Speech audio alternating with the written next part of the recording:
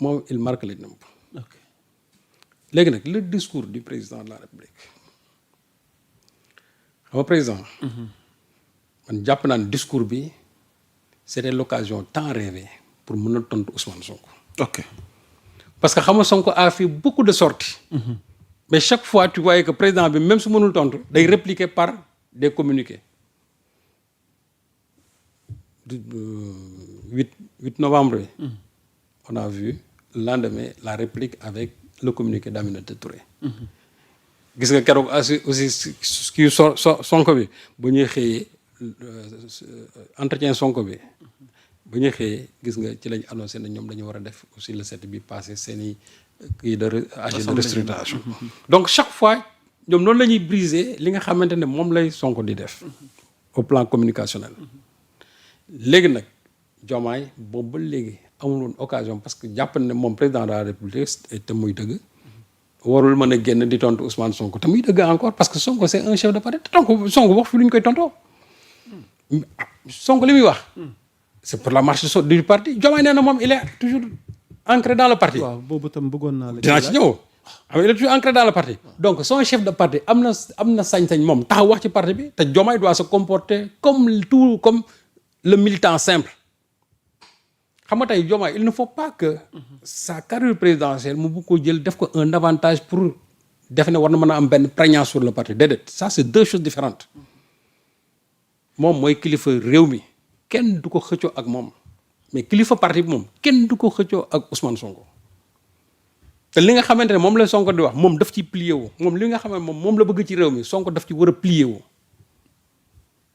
ku ci gisul sa bopp nga génn fa nga nekk. je crois que loolu mbir yi noonu lay dem ku nekk ak la nga xam ne moom la yàlla jagleel mais moom comme que bëggoon na tontu Ousmane Sonko te certainement que ñi nga xamante ne mooy ses nouveaux amis moom wax nañ ko ne ko président il faut aussi nga wax il fallait nécessairement muy moo tax ba mu ñëwee mais lu mu wax ci affaire coalition bi c'est-à-dire coalition bi il faut mu dëggal ko moom coalition bi. te foofu ma ne la. même président war nañu préparer ses discours. le chef de l'État. ah oui war nañuy préparer ses discours. di ko xoolal date yi.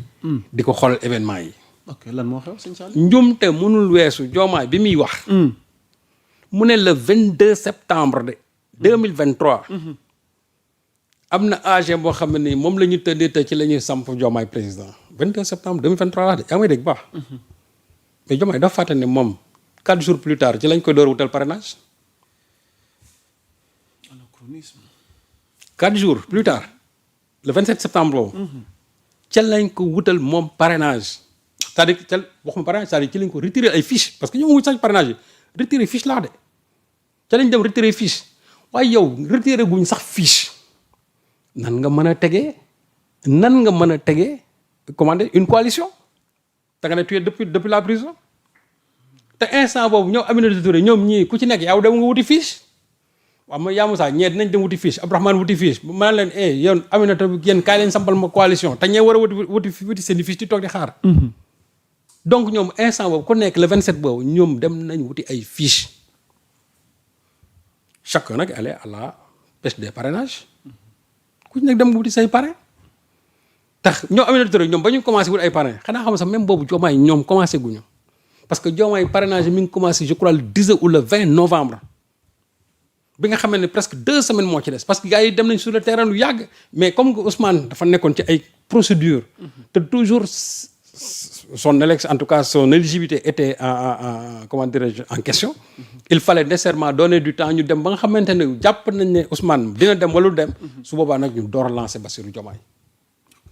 parce que boobu yëpp boo xalaatee gis nga ci lañ nekkoon ci procédures yi bu ñu demee ay dafee bu demee DG ñu ne ko duñ la jox fiche de parrainage et cetera ak l'intervention du juge Sabassi Faye yi ci am yëpp ba nit ñi mujjee Cour suprême Ousmane ba mu demee ba mu leer ne ko jeex na ca la ñuy door a nag léegi daal ne nañ on met en selle Bassirou Diomaye mais Bassirou Diomaye lu mu xamul mooy parce que ba nga xam ne dañ ko dissoudre en juillet. mais par la suite y a une structure boo xamante ni moom la ñoom Madiaye Mbodj ak ñoom Dame Mbodj ak consorts yooyu tegoon en place mooy LACOS mooy les leaders alliés du candidat Ousmane Sonko. LACOS boobu moo doon mener le combat sur le terrain LACOS boobu moo dem ba investir Ousmane Sonko candidat à la présidentielle bañ koy waaj a def ACAPES le 30 décembre 2023 mais préfet dafa bañ daane du fi am parce que ils avaient prévu un grand rassemblement ba ñu xam ne ça allait engranger beaucoup de personnes ñu ne lii c'est un danger ñu tere rassemblement bi. Finalement ils ont tenu ça dans un lieu secret daan ne ñoom ils ont investi Ousmane Sonko comme seen candidat parce qu'ils y croyaient même su fekkee ne ba léegi nanguwuñ ko jox ay fiche parrainage ci loolu lañ nekk.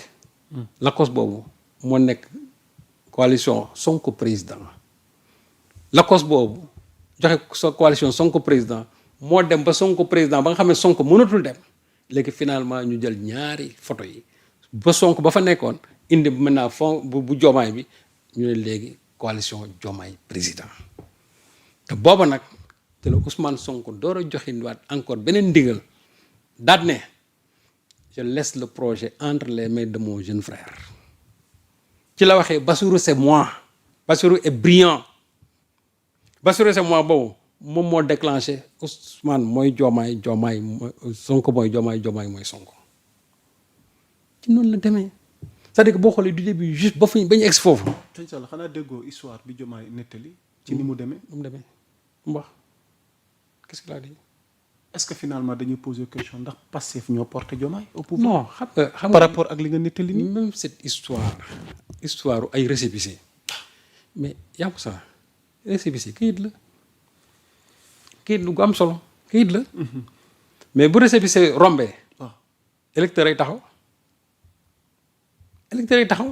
te lu mu waxul mooy te loolu jëkkëru moo tax ma ne Diomaye buy préparer ses discours je crois que war nay am ñu koy indil chronologie bi yi nga xam ne moo baax ak fait yi nga xam ne moo baax. dati parce que déjà moom loolu mu wax noonu. ci affaire parrain yi. mais parrainage boobu bu du woon Amadou Ba miy mandataire am te mandataire boobu Ousmane Sonko moo ko désigné. su du woon Alioune Gueye depuis les États-Unis da nga xam tey moom mooy DG Petrosen Alioune Gueye moom Diomaye war na ko sant bu baax a baax. Alioune Gueye mooy kan. Alioune Gueye DG Petrosen Diomaye war na ko sant bu baax a baax. lu mu def. parce que bi ñu toogee moom amul récépissé de Diomaye moom mujjee am récépissé ci groupe boobu nga xam ne moom la Ousmane Sonko désigné woon. nga ne ma. Diomaye moo mujjee am récépissé ci groupe boobu laa la wax xam nga dañu désigné am na ñu désigné woon ñooñu ñëpp ñu ngi woon ak seeni récépissé toog mais Diomaye comme moom newul ci biti Diomaye amul récépissé il a fallu Alioune Gueye woo Amadou Ba laaj ko ne ko mais à propos des fiches de parrainage de Diomaye fu ngeen toll mu ne ko absolument rien parce que boobu léegi amuñu récépissé ci la Alioune Gueye wooyee Moussa Ndir en France mu fekk fa Cheikh Thioro Mbacké biir kër Moussa Ndir mu yee Cheikh Thioro Mbacké ñoom ñu def benn appel quadripartite États-Unis Sénégal France ñuy wootante seen biir maa la wax loolu sur initiative de Alioune Gueye ci la ne léegi il faut que ñoom ñu jóg ñu wuti lu mu gën a gaawee récépissé parce que léegi ñu forclos on était presque à la veille du 27 novembre yaa ngi dégg baax de 27 novembre alors que kii comment dire du 27 waaw alors que déjà Diomaye non 27 septembre alors que Diomaye mi ngi doon wax le 22 septembre boobu moom ci la samp coalition bi alors que moom déjà récépissé sax heure boobu amagu ko woon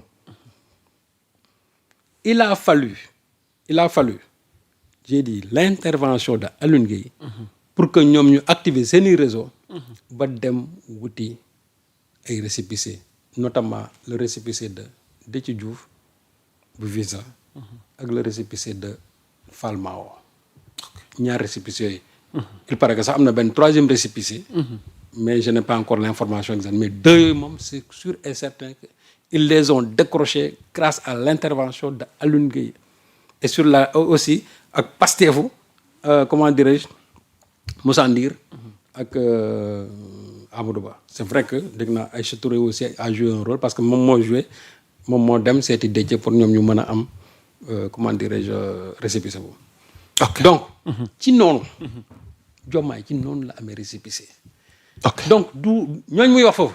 du ci kenn. ok c'est vrai que Fall Mao mu ngi fa woon parce que moom ci récépissé am ak Déthié. ñooñu mën nañu gërëm parce que ñoom ñoo leen ab récépissé waaw. d'accord mais foofu la yem mais ña nga xam ne ñoo kurti ba dem wuti ko ak ñi nga xam ne après ñoo nekk sur le terrain.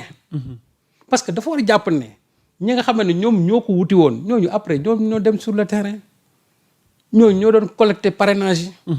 ñi nga xamante moom bi ñoom bu ñu ko wutal parrain Aminata Touré ma ngay wuti ay parrainage am. Abdourahmane Diouf ma ngay wuti ay parrainage am. Mary Teuw Niane ma ngay wuti ay parrainage ma ngay wuti ay parrainage am. donc ñooñu ku ci nekk demal nga sa bopp te loolu sax mooy yoon. léegi ñi nga xamante ne mooy ñoom Aminata Touré ñoom ba ñu demee ba nga xamante ne conseil constitutionnel rejeté na seeni dossier parce que mataluñu parrainage. ca lañ defoon seen comment dirais-je coalition des recalés. mais coalition des recalés boobu lu ñu ci xamul mooy mais ñoom proposé nañ Macky Sall le report des élections ah oui.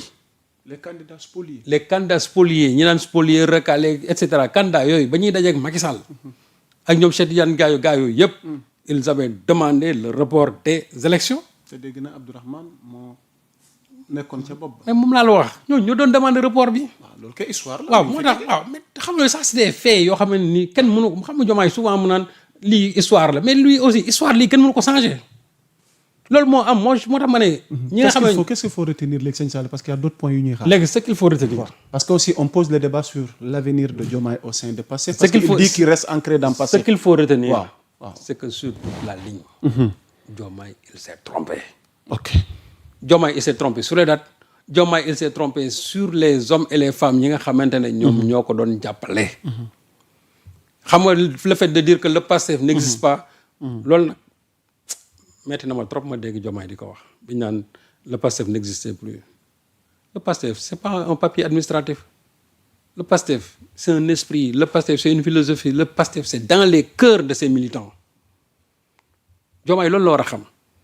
Pastef ba ñu dindee kër gi teg ko fële. terewul xool leadership bi ni mu doon fonctionner mi ngi fonctionner. comme bien avant sinon même plus parce que gars yi ci lañ gënoon a comment takk seen digg. léegi nag moom su bëggee réduire tout simplement le Pastef à un simple bout de papier en disant que Pastef amatul woon mais Pastef amatul mais ña nga xamante ne ñoom ñoo constitué Pastef ñoo ko wutal d'abord récépissé ñoo ko retirel ay fiches parrainage.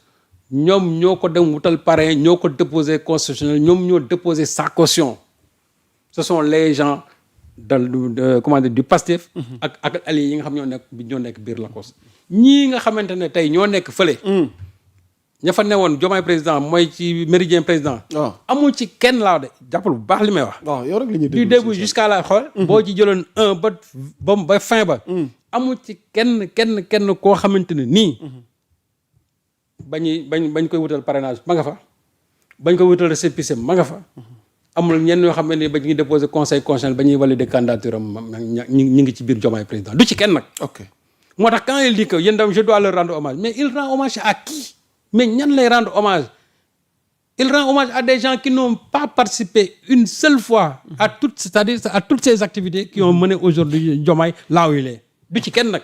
ok donc Diomaye il rend hommage à qui kan lay rendre hommage. ñi nga xamante ne defuñu dara.